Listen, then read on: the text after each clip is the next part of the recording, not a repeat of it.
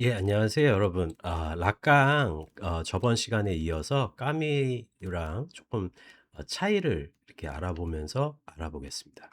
제가 계속해서 말씀을 드리고 있는데, 이 락강의 그래프가 참 재밌죠? M이라고 하는 것은 어떻게 보면은 소여된 가장 작은 의미의 자인데, 이것도 역시 타자를 경유해서 정립된 것이다. 그런데 데카르트적인 의미에서 이것이 고정불변하는 실체로서 작용을 하는 것이 아니라 어떤 거짓된 허상의 이미지로서 정립된 것일 수도 있다. 그리고 타자는 역시 타자다. 그래서 상상계, 코린토스의 오이디푸스의 예를 들으면은 이제 코린토스의 왕자라고 하는 오인된 자아상을 가졌고, 그런 다음에 상징계 안에서 사실은 타자인 외부적 타자, 이게 이제 대타자죠. 이제 언어라든지 사회 규범이라든지 그런 것을 받아들였죠. 그런데 이 과정에서 어떻게 보면은 또다시 그 저주스러운 신탁을 듣게 되고, 그 과정에서 또다시 알매의 충동을 느끼게 되죠. 그래서 도저히 알 수 없는 실제계의 진실의 영역에 다다랐고, 그 진실을 알게 됐을 때 완전히 공허한 주체로 빠지게 된다라고 말씀을 드렸습니다. 자, 이 구조에서 이것은 무의식적인 충동이 될 것이며, 이것은 주체가 완전히 타자를 받아들이지 못한 완전히 공허한 어떤 환영이나 공허한 어떤 객체가 되어버렸을 때 그것을 막기 위한 방어벽이나 스크린이 된다는 얘기죠. 자, 까미식으로 우리가 저번 시간에도 제가 이제 잠깐 말씀을 드렸지만은, 이 까미식으로 보면 여기서 중요한 게 뭐냐면은, 까미는 세계가 불합리하고 부조리하다라는 거는 알고 있었다는 얘기죠. 그런데 거기서 이 봉합된 이 상태 안에서 주체가 파멸되거나 주체가 다시 대상적인 것과 봉합된 것이 풀렸을 때, 지금 그것을 방지하기 위한 요 스크린과 방어벽을, 까미는 이거를 가짜 도약, 종교적 도약으로 본다. 이렇게 어, 설명이 가능을 했다라는 점이죠. 자, 그러면은 까미에게 있어서 세계는 부조리하고 불합리하지만, 그것을 어떤 의미에서는 윤리적인 결단과 윤리적인 도약을 어떻게 보면 까미는 긍정했다라고 볼 수가 있습니다. 부조리한 세계 자체는 맞지만은, 그러함에도 불구하고 우리가 그 부조리한 세계 안에서 우리가 윤리적인 주체나 윤리적인 도덕적인 대상이 될 수 있다라는 것을 까미는 긍정했다는 것이죠.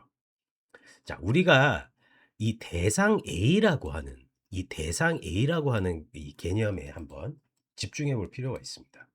자, 대상 A 한번 읽어볼게요. 오브젝트 뿌띠 A. 욕망을 일으키는 원인이지만 결코 욕망의 목표로 도달될 수는 없는 것.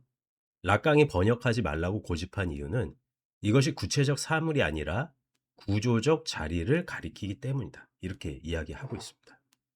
좀 얘기가 복잡한데, 락강에게 있어서 예를 들어서 이렇게 생각해 보시면 될 것 같아요.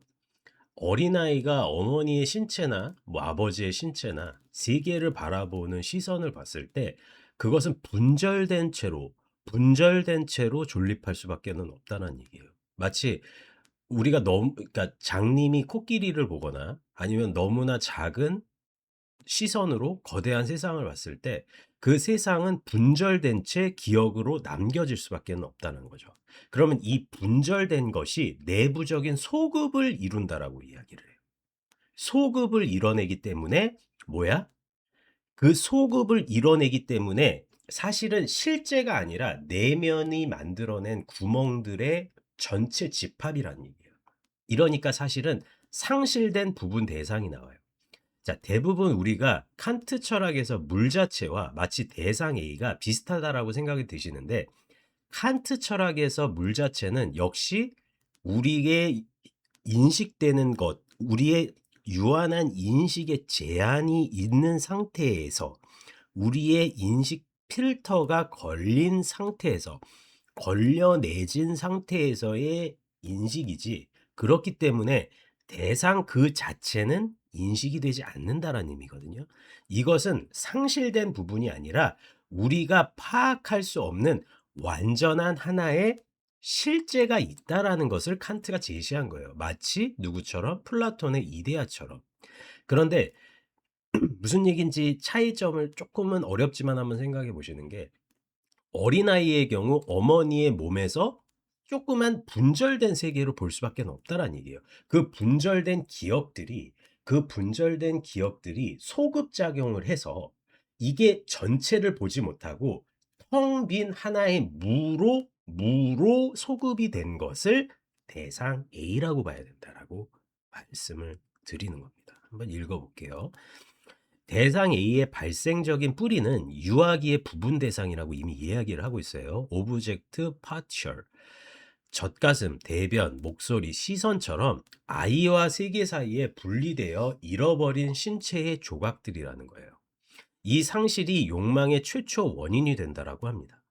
다만 아이가 애초에 이것을 가지고 있었다가 잃은 것이 아니라 분리라는 사건 자체가 사후적으로 원래 있었던 것을 잃었다라고 환상을 만들어낸다는 얘기예요. 그러니까 예를 들어서 아기의 시선에서, 저는 이게 연필의 하나라는 거를 알죠. 그러니까 하지만 아이의 시선에서 이것은 뾰족한 어떤 것이라고 기억이 될 수가 있어요. 그러면 그 뾰족한 어떤 것인데, 내가 봤던 뾰족한 어떤 것이 이 사람의 그 아기가 성장하면서 기억이 차단됐다라고 한번 생각을 해 볼게요.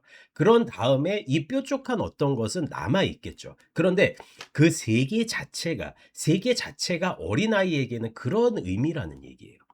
그랬을 때 얘가 그것을 소급하는 과정에서 환상의 어떤 대상을 만들어내게 되는데, 그 대상이 만들어낸 빈자리 그 자체라는 거예요. 이거는 칸트랑은 전혀 다른 얘기죠.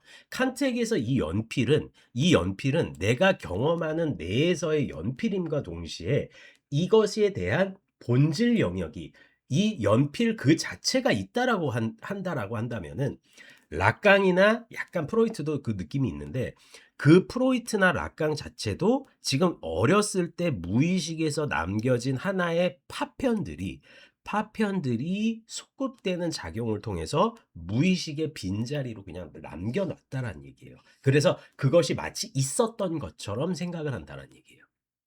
그래서 이 S는, 주체의 욕망은 끊임없이 궤도로 들어가긴 하는데 결코 이 안으로는 사실은 들어오지 못한다는 얘기예요. 이건 실체가 없으니까 계속해서 이 대상 A를 쫓으려고는 해요. 그런데 대상 A는 결과적으로 잡히지 않고 돈다라는 얘기죠. 대상 A의 궤도 구조는 주체 A 대상 A의 궤도 구조는, 주체의 욕망은 결혈을 주의를 대상으로 A의 매개를 순환할 뿐 중심에 도달하지는 못한다는 얘기죠. 자, 그러면 결과적으로 칸트 얘기를 안 할 수가 없죠. 물 자체가 사실은 칸트 철학에서의 굉장한 중요한 지점이기 때문입니다. 제가 이제 클로드의 도움을 좀 받아서 이렇게 수다 떤 점을 이렇게 한번 제가 질문도 하고 답변을 얻으면서, 저도 뭐 답변을 해주면서 이렇게 맞는 걸 정리한 건데, 칸트의 물 자체와의 한번 비교를 한번 이야기를 해볼게요. 근데 이건 맞나? 둘 다 현상 경험 너머에 있으면서 경험 세계를 조건 짓는다. 근데 이건 락강에 있어서는 좀 반반인 것 같아요.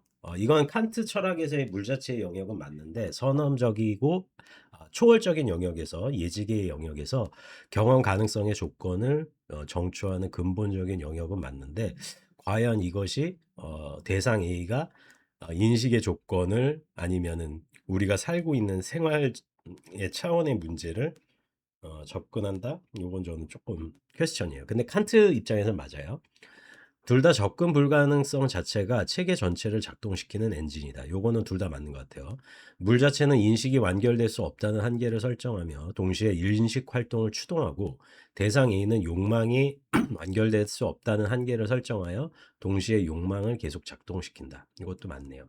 그러니까 이것도 크리스토퍼 놀란의 그 이야기에서 그 나오는 건데 저는 좀 제일 궁금했던 게 세이렌을 어떻게 표현할까가 좀 많이 궁금했거든요. 근데 거기서 이러더라고요. 맷 데이먼 대사 중에서 가장 욕망하고 싶은 것을 줬다가 그걸 바로 뺏었다. 그리고 그것이 더는 돌아올 수 없다라는 것을 보여주는 그런 노래였다. 그렇게 이야기를 하거든요. 그래서 그러고 나서 굉장히 서글프게 우는데 결과적으로 그거는 욕망에 대한 한 단편이었던 것 같아요. 그러니까 욕망은 결국에 내가 가질 수 없는 것을 가장 욕망하게 만드는 거죠. 내가 가질 수 있는 거는 욕망할 필요가 없죠. 근데 내가 가질 수 없는 것이 욕망하는 것 자체의 가장 큰 어떻게 보면은 그런 대상이 될 수밖에 없고 근본적으로 얘기하면은 인간에게는 시간이 되겠죠.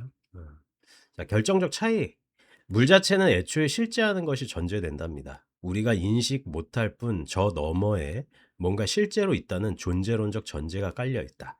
반면 대상 A는 애초에 실제가 없다. 그러니까 앞서서도 말했듯이 아기가 파편적인 기억을 통해서 그것을 생각을 했는데 그건 아기의 현상에서의 완전한 파편이었을 거잖아요.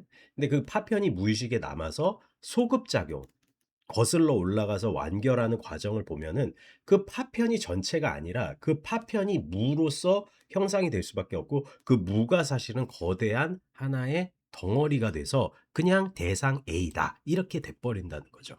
저 너머에 진짜 뭐가 있는데 접근을 못한다가 아니라 애초에 아무것도 없고 그 결여 그 자체가 마치 뭔가 있는 것처럼 욕망을 조작한다는 것이 대상 A의 핵심이라는 거죠. 오히려 물 자체와 더 정확히 짝지어지는 것은 락항의 실제계라고 얘기를 하고요. 대상 A는 실제와 상징계 사이의 작동의 매개 기능에 가깝다. 이건 좀 말이 어렵다. 광기의 결정체, 대상 A는 병리적 현상이 아니라 욕망 그 자체의 구조적 필수 요소라고 하고요. 광기가 아니라 정상적 욕망 작동의 전제 조건이다. 오히려 대상 A가 완전히 결여된 상태, 그리고 대상 A와의 거리가 없는 상태가 사실은 사이코스, 정신병 구조에 가깝다라고 이야기를 합니다. 락강에게 광기에 더 가까운 범주는 실제, 매개 없는 직접 충돌이고요. 결과적으로 오이디푸스가 자기 자신의 몸을 해했을 때 이 상태겠죠. 그러니까 더 이상 매개 없이 진실에 충돌했을 때의 상태고 신경증자는 대상 A라는 매개를 통해 실제와 거리를 두고 욕망하며 살아가지만 정신병자는 애초에 확립되지 못해서 실제가 매개 없이 침입해 들어온다. 이것이 사실은 정신병의 구조다라고 락강은 말하고 있습니다. 요거는 뭐 멈춤을 하시고 요렇게 한번 봐보셔도 좋을 것 같아요.